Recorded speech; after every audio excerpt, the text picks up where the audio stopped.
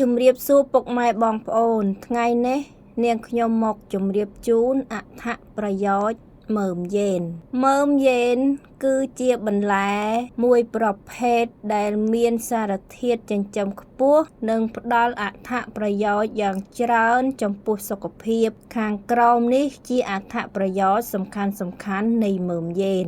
1. ជួយ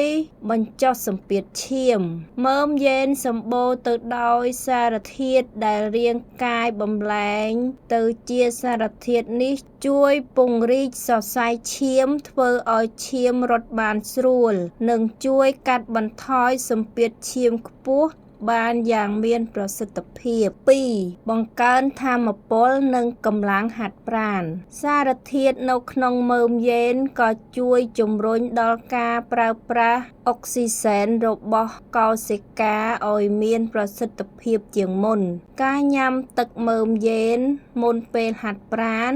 ឬធ្វើការធ្ងន់អាចជួយបង្កើនកម្លាំង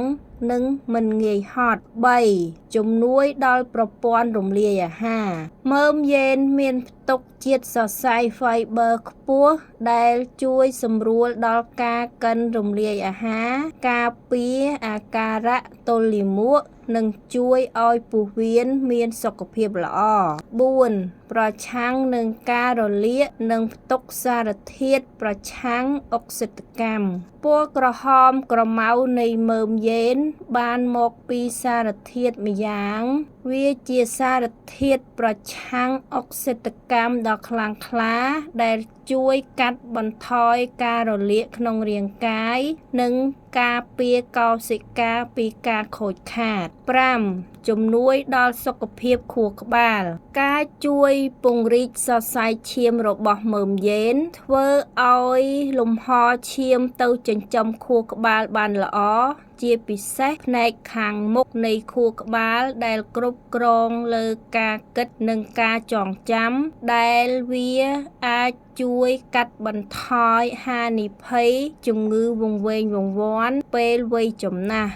6. ជួយបន្សាបជាតិពុលក្នុងថ្លើមសារធាតុនៅក្នុងមើមយេនជួយជំរុញដល់ដំណើរការបន្សាបជាតិពុលនៅក្នុងថ្លើមនិងការពារថ្លើមពីការបំផ្លាញដោយសារធាតុពុលផ្សេងៗចំណាំការញ៉ាំមើមយេនអាចធ្វើឲ្យទឹកនោម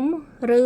លាមកមានពណ៌ផ្កាឈូកឬក្រហមដែលនេះជារឿងធម្មតាទេមិនមែនជាការហូរឈាមឡើយសម្រាប់អ្នកដែលមាន